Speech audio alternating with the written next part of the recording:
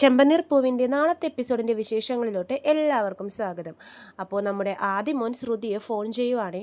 അമ്മേ, എൻ്റെ ബർത്ത്ഡേ ആണ് വരുന്നതെന്ന് പറയുമ്പോഴേക്കും ശ്രുതി പറയുന്നുണ്ട്, എനിക്കറിയാം ഒരാഴ്ചയായി നീ ഇത് തന്നെയല്ലേ പറഞ്ഞുകൊണ്ടിരിക്കുന്നതെന്ന് പറയുമ്പോഴേക്കും ആദ്യ പറയുന്നുണ്ട്, അമ്മേ ഞാൻ എൻ്റെ ഫ്രണ്ട്സിനെയൊക്കെ വിളിച്ചോട്ടെ ഈ ബർത്ത്ഡേക്ക് എന്ന് ചോദിക്കുമ്പോഴേക്കും ശ്രുതി പറയുന്നുണ്ട്, നീ വിളിച്ചോ, ഞാൻ എല്ലാ അമ്മൂമ്മയുടെ അടുത്ത് പറഞ്ഞ് എല്ലാം അറേഞ്ച് ചെയ്യാൻ പറഞ്ഞോളാം, നീ ആരെ വിളിക്കണമെന്ന് വെച്ചാൽ വിളിച്ചോ, നമുക്ക് കേക്കൊക്കെ മുറിക്കാമെന്ന് പറയുവാണ്. അപ്പോൾ ആദ്യമോൻ പറയുന്നുണ്ട്, അമ്മ ഉറപ്പായും വരണേ, അമ്മൂമ്മ ഉടുപ്പൊക്കെ മേടിച്ചരാന്ന് പറഞ്ഞു, പക്ഷേ ഞാൻ വേണ്ടെന്നാ പറഞ്ഞെന്ന് പറയുമ്പോഴേക്കും ശ്രുതി ചോദിക്കുന്നുണ്ട്, അതെന്തോ എറ്റിയടാന്ന് ചോദിക്കുമ്പോഴേക്കും എപ്പോഴും അമ്മൂമ്മയല്ലേ മേടിച്ച് തരാറ്, ഇപ്രാവശ്യം എൻ്റെ അമ്മ മേടിച്ച് തന്നെ ഉടുപ്പേ ഞാൻ ധരിക്കത്തുള്ളൂ ബർത്ത്ഡേക്ക് എന്നൊക്കെ പറയുന്നുണ്ടേ. അപ്പോൾ ശ്രുതിക്ക് ഭയങ്കര സന്തോഷമാവാണ്. ശരി, ഞാൻ തന്നെ ഡ്രസ്സ് മേടിച്ചുകൊണ്ടും വരാമെന്ന് പറയുവാണ്. നിനക്ക് എന്ത് ഡ്രസ്സാണ് വേണ്ടേ, കോട്ട് സൂട്ടും മതിയൊന്ന് ചോദിക്കുമ്പോൾ മതി എന്നൊക്കെ പറയുന്നുണ്ടേ. അപ്പോൾ ശരി, ഞാൻ കടയിലെത്തിയിട്ട് നിന്നെ വിളിക്കാം, നിനക്ക് ഇഷ്ടമുള്ള ഡ്രസ്സ് ഞാൻ മേടിച്ച് തരാം എന്നൊക്കെ പറയുവാണേ. അപ്പോൾ ആദ്യമോൻ പറയുന്നുണ്ട്, അമ്മ കൊടുത്തൊന്നും വിടണ്ട, പിറന്നാൾ ദിവസം അമ്മ വരുമ്പോൾ കൂടെ കൊണ്ടുവന്നാൽ മതി, ആ ഡ്രസ്സ് ഞാൻ അന്നേ ഇടത്തുള്ളൂ എന്നൊക്കെ പറയുവാണ്. അമ്മയുടെ കൂടെ അമ്മ വരുമ്പോൾ കൊണ്ടുവന്നാൽ മതി എന്നൊക്കെ പറയുന്നുണ്ട് ആദ്യം. അമ്മ ഉറപ്പായും വരില്ലെന്ന് ചോദിക്കുമ്പോഴേക്കും ശ്രുതി ഞാൻ എന്തായാലും വരും എന്നൊക്കെ പറയുന്നുണ്ട്. എന്നിട്ട് ഫോൺ കട്ട് ചെയ്യുവാണ്. അപ്പോൾ ശ്രുതി വന്ന് ചോദിക്കുന്നുണ്ട്, ശ്രുതി നീ എവിടെ പോവാന്ന് ചോദിക്കുമ്പോഴേക്കും ശ്രുതി ഒന്ന് ഞെട്ടുവേ. അപ്പോൾ ശ്രുതിക്കാണോ പറയാൻ കള്ളങ്ങളില്ലാത്തേ. ശ്രുതി പറയുന്നുണ്ട്, അത് പിന്നെ എൻ്റെ ക്ലയൻറ്റിൻ്റെ മോൻ്റെ ബർത്ത്ഡേ ഫംഗ്ഷനാണ്, അപ്പോൾ അതിനെ വിളിച്ചതാ, എനിക്ക് പോകണം ശ്രുതി എന്നൊക്കെ പറയുമ്പോഴേക്കും ശ്രുതി പറയുന്നുണ്ട്, നിനക്ക് എപ്പോഴും ഓരോരോ ഫംഗ്ഷൻ ഉണ്ടാവും, നീ എല്ലായിടത്തും കറങ്ങി നടക്കുക എന്നൊക്കെ പറയുമ്പോഴേക്കും ശ്രുതി പറയുന്നുണ്ട്, ശ്രുതിനെ ആരെങ്കിലും ഫംഗ്ഷൻ വിളിച്ചാൽ ശ്രുതിയും പൊക്കോ, ഞാൻ വേണ്ടെന്നൊന്നും പറയുന്നില്ലല്ലോ എന്ന് പറയുമ്പോഴേക്കും ശ്രുതി പറയുന്നുണ്ട്, അതല്ല ശ്രുതി, എനിക്കിവിടെ ആരെ കണ്ടാലും ഇപ്പം പേടിയാവുക, നമുക്ക് എവിടെയെങ്കിലും ഒരു ട്രിപ്പ് പോയാലോ എന്ന് ചോദിക്കുമ്പോഴേക്കും ശ്രുതി പറയുന്നുണ്ട്, അതിനെന്താ പോവാലോ ശ്രുതി എവിടെയാണെന്ന് വെച്ചാൽ പ്ലാൻ ചെയ്യും, ഞാൻ റെഡി എന്നൊക്കെ പറയുവാണേ. എന്നിട്ട് പറയുന്നുണ്ട്, ശ്രുതി എനിക്ക് അത്യാവശ്യമായിട്ട് പുറത്തോട്ടൊന്ന് പോകണം, ഞാനൊന്ന് പോയിട്ട് പറ്റിയെന്ന് പറഞ്ഞ് ശ്രുതി അവിടെ നിന്ന് ഇറങ്ങുവാണേ. പിന്നെ കാണിക്കുന്നത് ചന്ദ്ര ബാമയുടെ വീട്ടിലിരുന്ന് തൻ്റെ പരിഭവങ്ങളും പരാതികളും ഒക്കെ പറയുവാണ്. ചന്ദ്ര പറയുന്നുണ്ട്, എനിക്ക് പോയി ആ വീട്ടിൽ നിൽക്കുന്നതേ ഇഷ്ടമല്ല, ഏതോ സർക്കസ് കൂടാരത്തിൽ ഇരിക്കുന്നത് പോലെ എനിക്ക് തോന്നുന്നതെന്ന് പറയുമ്പോഴേക്കും ബാമ പറയുന്നുണ്ട്, നീ എന്തൊക്കെയാ ചന്ദ്ര ഈ പറയുന്നത്, എന്താ പറ്റിയെന്ന് ചോദിക്കുമ്പോഴേക്കും ഞാൻ പറഞ്ഞില്ലേ ആ ശ്രുതി 7 കളറുള്ള ഡ്രസ്സാണ് മേടിച്ച് വെച്ചിരിക്കുന്നത്, ഓരോ ദിവസം ഓരോ ഡ്രസ്സ് ഇടാന്ന് വെച്ചിട്ട്. അതുപോലെ തന്നെ സച്ചി അമ്പലത്തിൽ വെക്കേണ്ട ഹുണ്ടിയിലൊക്കെ എടുത്ത് വീട്ടിൽ കൊണ്ടുവന്ന് വെച്ചിരിക്കുന്നു. പിന്നെ വർഷ, അവളുടെ കാര്യം പിന്നെ പറയണ്ട, എനിക്കൊരു ബഹുമാനം പോലും അവൾ തരുന്നില്ല. ആ ശ്രീകാന്ത് എന്തെങ്കിലും പറയൂന്നോർത്താലോ, ആ രവിയേട്ടനെ പോലെ തന്നെയായി വരുന്നുണ്ട് അവനും, അവൾ പറയുന്നതിനൊന്നും എതിർത്തൊന്നും പറയില്ല, എല്ലാം മിണ്ടാണ്ട് കേട്ടുകൊണ്ടിരിക്കുകയാണ് അവൻ എന്നൊക്കെ ചന്ദ്ര പറയുന്നുണ്ടേ. ആ പോകെട്ടുന്നവൾക്കാണെങ്കിൽ സ്വന്തമായിട്ട് കുറച്ച് കാശ് അധ്വാനിക്കുന്നതിൻ്റെ അഹങ്കാരം, എനിക്ക് ആ വീട്ടിൽ ഇരിക്കുന്നതേ ഇഷ്ടമല്ല, വെറുപ്പായി തുടങ്ങി എന്നൊക്കെ പറഞ്ഞ് ചന്ദ്ര വിഷമിക്കുവാണേ. അപ്പോൾ ബാമ സമാധാനിപ്പിക്കാൻ നോക്കുന്നുണ്ട്, മക്കളും മരുമക്കളും ഒക്കെ ഓരോ വിധത്തിൽ സമ്പാദിക്കുന്നുണ്ട്, അതിൽ നീ സന്തോഷിക്കുകയല്ലേ വേണ്ടത്, നിനക്കൊന്നും ചെയ്യാതെ അവിടെ വെറുതെ ഇരുന്ന് ജീവിതം ആഘോഷിച്ചൂടെ ചന്ദ്രേ, എന്തൊക്കെ കാര്യങ്ങൾ ചെയ്യാനിരിക്കുന്നു, നീ സന്തോഷിക്കുക, ജീവിതം ആഘോഷിക്കുന്നൊക്കെ പറയുമ്പോഴേക്കും ചന്ദ്ര പറയുന്നുണ്ട്, പിന്നെ ജീവിതം ആഘോഷിക്കാൻ എന്ത് ജീവിതം, നിനക്കാരും ഇല്ലാത്തത് കൊണ്ട് നീ ഇവിടെ ഈ വീട്ടിൽ ഒറ്റപ്പെട്ട് കഴിയുന്നു, അവിടെ എല്ലാവരും ഉണ്ടായിട്ടും ഞാൻ ഒറ്റപ്പെട്ട് കഴിയുന്നു, എന്നെ ആർക്കും വേണ്ട എന്നൊക്കെ പറയുവാണേ. ഭരതനാട്യം ക്ലാസ് നടത്തിയിട്ടെങ്കിലും എനിക്ക് മുന്നേറണം ബാമയെന്ന് പറയുമ്പോൾ ബാമ പറയുന്നുണ്ട്, ബോർഡൊക്കെ വെച്ചല്ലോ ചന്ദ്രേ, ആരും വരാത്തതിന് നമ്മൾ എന്ത് ചെയ്യാനാ, എനിക്ക് മുന്നേറണം, പിള്ളേരെ ഭരതനാട്യം പഠിക്കാൻ വേണ്ടി എങ്ങനെയെങ്കിലും ഇങ്ങോട്ടേക്ക് കൊണ്ടുവരണം, അതിനെന്ത് ചെയ്യും ബാമേ, എനിക്കെന്ന് പറഞ്ഞ് എന്തെങ്കിലും ഉണ്ടെങ്കിൽ ആ വീട്ടിൽ എനിക്കൊരു വിലയുണ്ടാവുള്ളൂ, അതുകൊണ്ട് എന്തെങ്കിലും ചെയ്തേ പറ്റുള്ളൂ, എനിക്ക് ഭരതനാട്യം ക്ലാസ് നടത്തി മുന്നേറണം എന്ന് ചന്ദ്ര ഒറ്റ വാശിയിൽ നിൽക്കുവാണേ. എൻ്റെ കയ്യിലൊരു ഐഡിയ ഉണ്ട് ചന്ദ്രയെന്ന് ബാമ പറയുവാണ്. അപ്പോൾ ചന്ദ്ര ചോദിക്കുന്നുണ്ട്, അതെന്ത് ഐഡിയ ബാമേ, അല്ല ഇപ്പോൾ ആരെങ്കിലും എന്തെങ്കിലും പുതിയ കടയോ എന്തെങ്കിലുമൊക്കെ തുടങ്ങുമ്പോഴേക്കും സാധനങ്ങളൊക്കെ കുറഞ്ഞ വിലക്ക് കൊടുക്കില്ലേ, ഫ്രീ ആയിട്ടും കൊടുക്കാറുണ്ട്, അതുപോലെ തന്നെ നമുക്കും ഭരതനാട്യം ക്ലാസ് ഫ്രീ ആയിട്ട് നടത്തിയാലോ എന്ന് ചോദിക്കുവാണ്. അപ്പോൾ ചന്ദ്ര പറയും, നീ എന്താ ബാമ ഈ പറയുന്നേ, ഓസിയിൽ ഭരതനാട്യം ക്ലാസ് പഠിപ്പിച്ചു കൊടുക്കാനോ, അപ്പോൾ വരുമാനമോ, നീ എൻ്റെ വീട്ടിലല്ലേ ഭരതനാട്യം ക്ലാസ് നടത്താൻ പോകുന്നത്, കറണ്ട് ചാർജ്, വെള്ള ചാർജ്, അതുപോലെ തന്നെ എൻ്റെ വാടക എല്ലാം നീ എനിക്ക് തരേണ്ടി വരും, ഈ പൈസയ്ക്ക് നമുക്ക് വേറെ വഴിയിൽ ഈടാക്കാം, ആദ്യത്തെ 1 മാസം ഫ്രീ ആയിട്ട് കൊടുത്താൽ മാത്രം മതി ക്ലാസ്. ചന്ദ്രക്ക് കാര്യങ്ങളൊന്നും മനസ്സിലാവുന്നില്ലേ. അപ്പോൾ ബാമ പറഞ്ഞു കൊടുക്കുന്നുണ്ട്, ചന്ദ്രേ ഈ ഭരതനാട്യം ക്ലാസ്സിൽ എല്ലാവരും ഒരുപോലത്തെ ഡ്രസ്സല്ലേ ഇടത്തുള്ളൂ, അപ്പോൾ നമുക്ക് എന്ത് ചെയ്യണമെന്ന് വെച്ചാൽ ഏതെങ്കിലും കടയിൽ പോയി കുറഞ്ഞ വിലയ്ക്ക് ആ ഡ്രസ്സൊക്കെ പർച്ചേസ് ചെയ്യാം, എന്നിട്ട് കുട്ടികൾ വരുമ്പോഴേക്കും അവർക്ക് കൂടിയ വിലയ്ക്ക് അത് വിൽക്കുകയും ചെയ്യാം, അവരോട് പറയണം ഈ ക്ലാസ്സിൽ പഠിക്കണമെന്നുണ്ടെങ്കിൽ ഈ ഡ്രസ്സ് എന്തായാലും മേടിച്ചേ പറ്റുള്ളൂ എന്ന് പറയണം, അപ്പോൾ നമുക്ക് ആ പൈസ ഇതിൽ ഈടാക്കിയാൽ പോലെ ചന്ദ്രേ, എങ്ങനെയുണ്ടെന്ന് ചോദിക്കുമ്പോഴേക്കും ചന്ദ്ര പറയും, കൊള്ളാലോ ഐഡിയ, നിൻ്റെ ബുദ്ധി അപാരം തന്നെ എന്നൊക്കെ ചന്ദ്ര പറയുന്നുണ്ട്. ഇനി താമസിക്കേണ്ട ബാമേ, ഇപ്പോൾ തന്നെ പോയി നമുക്ക് ഡ്രസ്സിനുള്ള തുണിയൊക്കെ എടുത്തുകൊണ്ട് വരാമെന്ന് പറയുവാണ്. അപ്പോൾ ബാമ പറയും, ആ ശരി ചന്ദ്രേ, വാ നമുക്ക് പോവാമെന്ന് പറയുവാണേ. അങ്ങനെ രണ്ടുപേരും കൂടി ഭരതനാട്യത്തിൻ്റെ ഡ്രസ്സ് എടുക്കാൻ വേണ്ടി പുറത്തോട്ട് ഇറങ്ങുവാണ്. പിന്നെ കാണിക്കുന്നത് ശ്രുതിയെയാണ്. ആദിമോന് ഡ്രസ്സ് എടുക്കാൻ വേണ്ടി ശ്രുതി ഒരു ഷോപ്പിലോട്ട് പോയിരിക്കുവാണ്. അവിടെ പോയിട്ട് ഷോപ്പിലെ ആളോട് ചോദിക്കുന്നുണ്ട്, എൻ്റെ മകനൊരു ഡ്രസ്സ് എടുക്കണമായിരുന്നു, കോട്ടും സ്യൂട്ടും എന്നൊക്കെ പറയുമ്പോഴേക്കും അവർ പറയുന്നുണ്ട്, പിള്ളേരുടെ ഡ്രസ്സ് ഫസ്റ്റ് ഫ്ലോറിലാണ് മാഡം, അങ്ങോട്ടേക്ക് പോയിക്കോ എന്ന് പറയുവാണ്. അപ്പോൾ ശ്രുതി അങ്ങനെ മേളിലോട്ട് പോയിട്ട് അവിടുത്തെ സെയിൽസ്മാനോട് പറയുന്നുണ്ട്, എൻ്റെ മകന് വേണ്ടി ഒരു കോട്ടും സ്യൂട്ടും വേണമായിരുന്നു എന്ന് പറയുമ്പോഴേക്കും അയാൾ ഏറ്റവും ലേറ്റസ്റ്റ് മോഡൽ കോട്ടും സ്യൂട്ടൊക്കെ കാണിച്ചു കൊടുക്കുന്നുണ്ട് ശ്രുതിക്ക്. ഇതേ കടയിൽ തന്നെയാണ് നമ്മുടെ ചന്ദ്രയും ബാമയും ഭരതനാട്യത്തിൻ്റെ തുണി എടുക്കാൻ വേണ്ടി വരുന്നത്.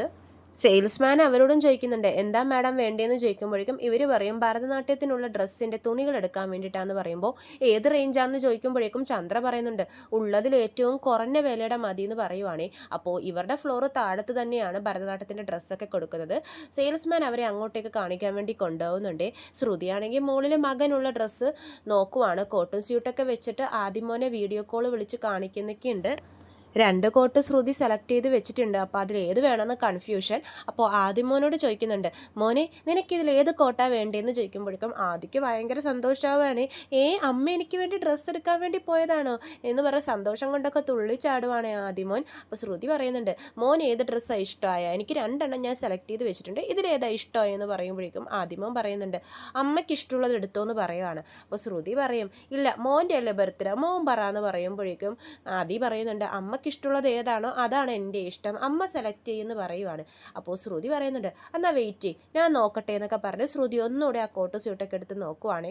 താഴെയാണെങ്കിൽ ചന്ദ്രയും ബാമയും കൂടി ഭരതനാട്യത്തിൻ്റെ ഡ്രസ്സൊക്കെ സെലക്ട് ചെയ്തുകൊണ്ടിരിക്കുവാണ്. അവരോരോ മെറ്റീരിയലൊക്കെ എടുത്ത് കാണിക്കുമ്പോഴേക്കും ചന്ദ്ര ചോദിക്കുന്നുണ്ട്, ഇതിലും കുറച്ചും കൂടി കുറഞ്ഞ വിലയുടെ ഇല്ലേന്ന് ചോദിക്കുമ്പോഴേക്കും അവർ പറയുവാണ്, ഇതാണ് മാഡം സ്റ്റാർട്ടിങ് പ്രൈസ് എന്നൊക്കെ പറയുവാണ്. അപ്പോൾ ചന്ദ്ര ബാമേനോട് പറയുന്നുണ്ട്, ബാമേ നിന്നെ വിശ്വസിച്ചിട്ടാണ് ഞാനിവിടെ തുണിയെടുക്കാൻ വേണ്ടി വന്നത്, ഇത്രയും രൂപയുടെ തുണിയുടെയൊക്കെ ആവശ്യമുണ്ടോ എന്ന് ചോദിക്കുമ്പോഴേക്കും ബാമ പറയും, ചന്ദ്രേ നമ്മൾ വില കൂട്ടിയല്ലേ വിൽക്കാൻ പോകുന്നേ, നീ എന്തിനാ പേടിക്കുന്നേ, അല്ല ബാമേ ഇനി ക്ലാസ്സിൽ ഒരു പിള്ളേർ പോലും വന്നില്ലെങ്കിലോ, നിന്നെ വിശ്വസിച്ചാൽ ഞാനിത് മേടിക്കാൻ പോകുന്നതെന്ന് പറയുമ്പോഴേക്കും ബാമ വീണ്ടും പറയുന്നുണ്ട്, നീ മേടിക്ക് ചന്ദ്രയ, അതെല്ലാം വന്നോളും, ഇനി നിന്റെ നല്ല സമയം തെളിയുകയാന്നൊക്കെ പറയുവാണേ. ശ്രുതി ഒരു കോട്ട് സെലക്ട് ചെയ്തിട്ട് ആദിനെ കാണിക്കുന്നുണ്ട്. ഇത് ഇഷ്ടമായോ മോനെന്ന് ചോദിക്കുമ്പോഴേക്കും ഇഷ്ടമായ അമ്മയെന്ന് പറയുമ്പോഴേക്കും ശ്രുതി പറയുവാണ്, അമ്മ വരുമ്പോൾ ഇത് കൂടെ കൊണ്ടുവന്നോളാം, ചേട്ടാ ഇത് പാക്ക് ചെയ്യുന്നൊക്കെ പറഞ്ഞിട്ട് അവിടുത്തെ ആൾക്ക് കൊടുക്കുവാണ്. ബില്ലിങ് താഴെയാന്ന് പറയുമ്പോഴേക്കും ശ്രുതി ബില്ലടക്കാൻ വേണ്ടി താഴെ പോവാണ്. അങ്ങനെ താഴെ പോകുമ്പോഴേക്കാണ് നമ്മുടെ ബാമയും ചന്ദ്രയും കൂടി ശ്രുതിയെ കാണുന്നത്. അപ്പോൾ ചന്ദ്ര പറയുന്നുണ്ട്, ഇത് നമ്മുടെ ശ്രുതിയല്ലേ, ഇവളെന്താ ഇവളിവിടെ എന്ത് ചെയ്യുക, വാ എന്ന് പറഞ്ഞിട്ട് ബാമയും കൂട്ടി ശ്രുതിയുടെ അടുത്തോട്ട് പോവാണ്. ശ്രുതി എന്ന് വിളിക്കുമ്പോഴേക്കും ശ്രുതി ഞെട്ടിപ്പോവാണ്. കാരണം ശ്രുതിയും ഇവരെ ഒട്ടും പ്രതീക്ഷിച്ചില്ലല്ലോ ആ കടയിൽ. നീ ഇവിടെ എന്ത് ചെയ്യുവാന്ന് ചോദിക്കുമ്പോഴേക്കും ശ്രുതി പറയുന്നുണ്ട്, അത് പിന്നെ ആൻറ്റി ഞാൻ എൻ്റെ ഒരു ക്ലയൻറ്റിന് വേണ്ടി പർച്ചേസ് ചെയ്യാൻ വേണ്ടി വന്നതാ. ആൻറ്റി എന്താ ഇവിടെ എന്ന് ചോദിക്കുമ്പോഴേക്കും ചന്ദ്ര പറയുന്നുണ്ട്, ഞാനെൻ്റെ ഭരതനാട്യം ക്ലാസ്സിന് വേണ്ടി കുറച്ച് തുണികൾ എടുക്കാൻ വേണ്ടി വന്നതാ, ഒരു ഓഫർ വെക്കാൻ പോവാ, അതോടുകൂടി എൻ്റെ ക്ലാസ്സിൽ ഒരുപാട് പിള്ളേർ വന്നു ചേരും എന്നൊക്കെ ചന്ദ്ര സംസാരിച്ചുകൊണ്ടിരിക്കുമ്പോഴാണ് നമ്മുടെ മോളിലെ ചേട്ടൻ കോട്ട് സ്യൂട്ടുമായിട്ട് താഴെ വന്നിട്ട് ശ്രുതിയോട് പറയുന്നുണ്ട്, മാഡം നിങ്ങളുടെ ഡ്രസ്സൊക്കെ പാക്ക് ചെയ്തിട്ടുണ്ട്, നല്ല അടിപൊളി കോട്ട് സ്യൂട്ടുമാണ്, നിങ്ങളുടെ മോനെ വളരെ ഇഷ്ടാവും ഇതെന്നൊക്കെ പറഞ്ഞിട്ട് ബില്ലിങ് അവിടെ അങ്ങോട്ടേക്ക് വാന്ന് പറഞ്ഞ് ശ്രുതിയെ വിളിക്കുവാണ്. നിങ്ങളുടെ മോനെന്ന് കേൾക്കുന്നതും ചന്ദ്രയെ വല്ലാണ്ട് ഞെട്ടുവാണ്. ശ്രുതിയും ഷോക്കാവുകയാണ്. കാരണം ആ ചേട്ടൻ അങ്ങനെ പറയുമ്പോഴേക്കും ചന്ദ്ര ചൂടാവുന്നുണ്ട് അയാളോട്. താൻ എന്താടോ ഈ പറയുന്നേ, മകനോ, ആരുടെ മകൻ, ഇതെൻ്റെ മരുമകളാ, കല്യാണം കഴിഞ്ഞിട്ട് ഇതുവരെ പിള്ളേരൊന്നും ആയിട്ടില്ല, പിന്നെ നിങ്ങൾ ആരുടെ മകനെ പറ്റിയാണ് ഈ പറയുന്നതെന്ന് ചോദിക്കുമ്പോഴേക്കും അയാളൊന്നും മിണ്ടുന്നില്ല. അയാൾ ശ്രുതി ഇങ്ങനെ സംശയത്തോടെ നോക്കുന്നുണ്ട്. അപ്പോൾ ശ്രുതി പറയുന്നുണ്ട്, അത് പിന്നെ ആൻറ്റി ഞാനെൻ്റെ ക്ലയൻറ്റിൻ്റെ മകന് വേണ്ടി പർച്ചേസ് ചെയ്യാൻ വേണ്ടി വന്നതാ, അദ്ദേഹം അത് തെറ്റിച്ച് കേട്ടതായിരിക്കും, എൻ്റെ മകനെന്നായിരിക്കുള്ളൂ കേട്ടതെന്നൊക്കെ പറയുവാണ്.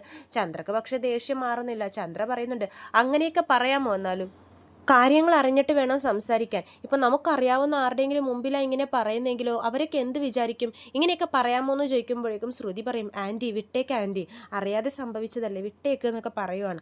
വിട്ടേക്ക്, ഇനി മേലെ ഇങ്ങനെയൊന്നും സംസാരിക്കരുതെന്ന് പറഞ്ഞ് ചന്ദ്ര അയാളോട് ചൂടാവുകയാണ്. അപ്പോൾ അയാൾ മനസ്സിലിങ്ങനെ വിചാരിക്കുന്നുണ്ട്, മോനെ വീഡിയോ കോളൊക്കെ വിളിച്ച് സംസാരിക്കുന്നത് ഞാൻ കണ്ടതാണല്ലോ, പിന്നെ എന്ത് ഈ മാഡം ഇങ്ങനെയൊക്കെ പറയുന്നതെന്ന് മനസ്സിലിങ്ങനെ വിചാരിക്കുന്നുണ്ട്.